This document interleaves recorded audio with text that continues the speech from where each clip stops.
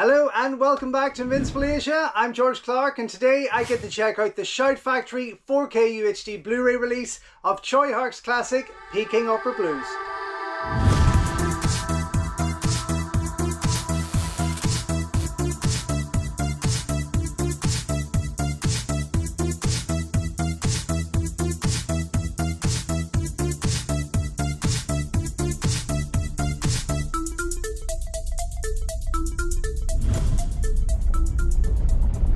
Don't forget folks, before we go any further, if you haven't already, please subscribe to the channel, like the video, ring the bell and all that jibber jabber, and thank you very much for supporting Invincible Asia.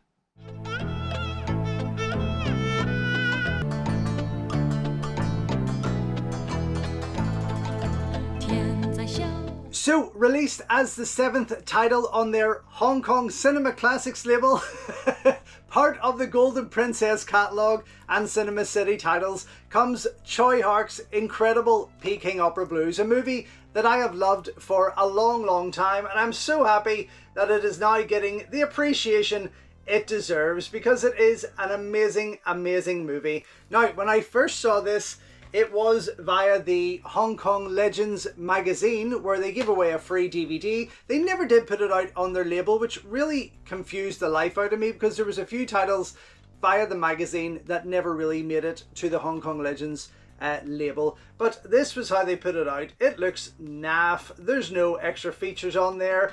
It's pretty poorly packaged, but still, it gave me the chance to see this incredible movie for the first time.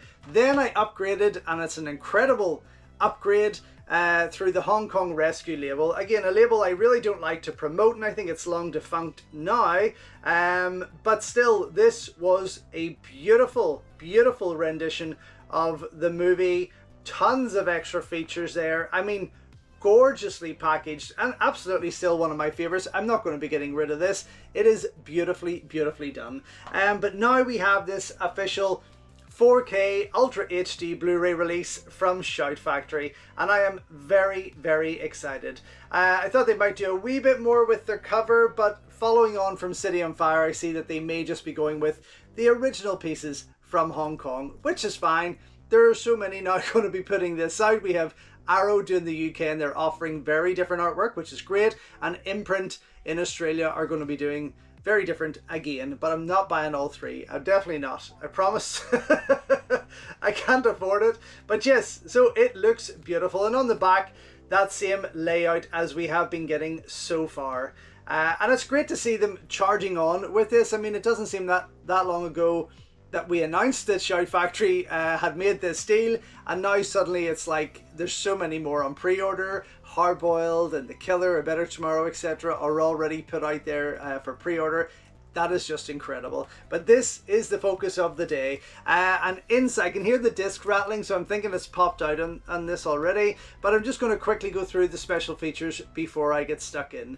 Now, of course, this stars Brigitte, Cherie Chung, Sally Yeh, Mark Cheng, who was once Yukari Oshima's husband, but a fantastic star in his own right.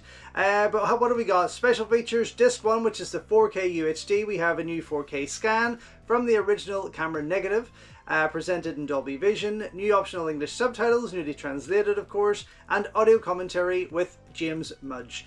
That same audio commentary and of course the 4K scan will carry over onto the Blu-ray on disc 2, but also we have a new interview with actor Mark Cheng, fantastic, a new interview with cinematographer Raymond Wong, a new interview with author Grady Hendrix inside Peking Opera Blues called Hong Kong Confidential, a new featurette called Peking Provocations, an interview with David West on the cinema of Tsui Hark, a new piece called Peking History Blues, Professor Lars Laman on the setting and time of a Tsui Hark masterpiece, a new audio commentary with James Mudge, as I said, theatrical trailer, image gallery, archival interview with Sally Yeh, and an archival interview with composer James Wong. So a pretty packed release, which is fantastic.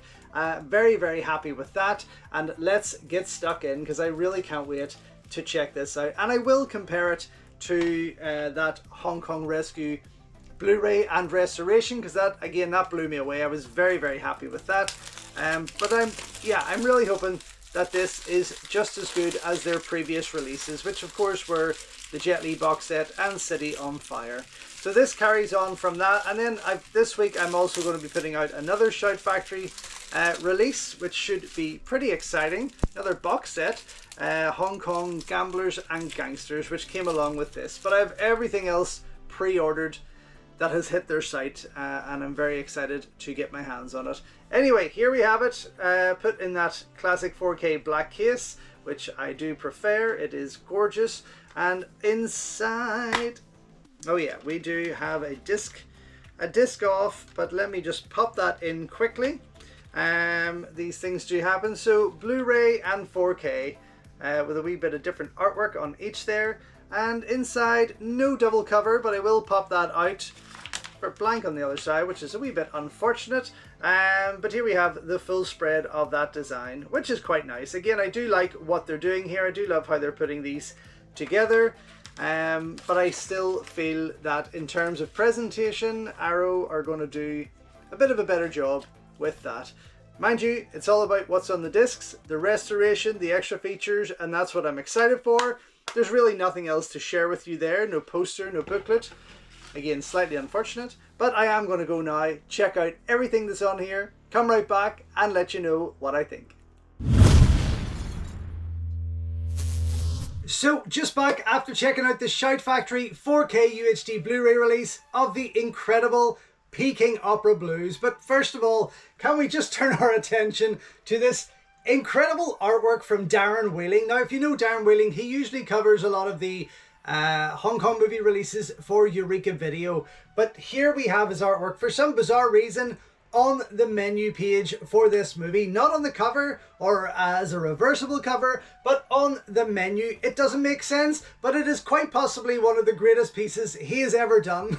I just hope that this is what is used when Arrow released this movie here in the UK, because that would be such a waste. It is incredibly beautiful, really well done. I mean, just stunning. Why this wasn't utilized is beyond me.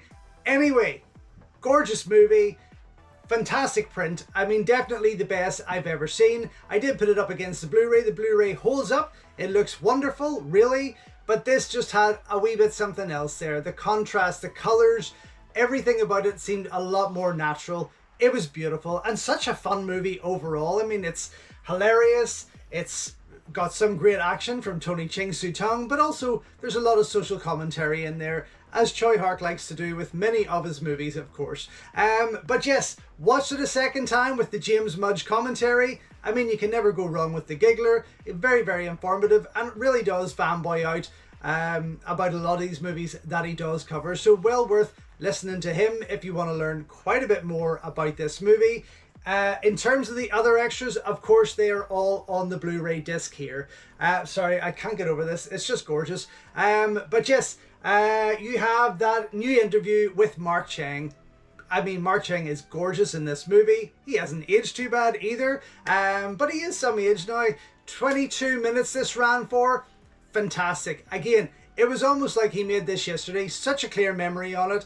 Such an insightful look back at both this and his career, revealing that initially he was supposed to play Mark Gore in A Better Tomorrow, while Chow Yun-fat was supposed to play his character in this, and then at the last minute Cinema City did a bit of a turnaround, which I guess worked out for all of us as the best kind of choice, I suppose. And he even agrees he wasn't in the right place to play a character like Mark as Chow Yun-fat did. Still, wonderful interview, definitely well worth checking out. Then you have an 11-minute interview with cinematographer Ray Wong. Now it says cinematographer, but he admits that he was just a focus puller in this movie. But again, some good stories, good to listen to, and of course he's worked on many movies, so he does go through a wee bit of his career there also. Then you have a wonderfully put together 14-minute piece by Grady Hendrix on both the film and Choi Hark.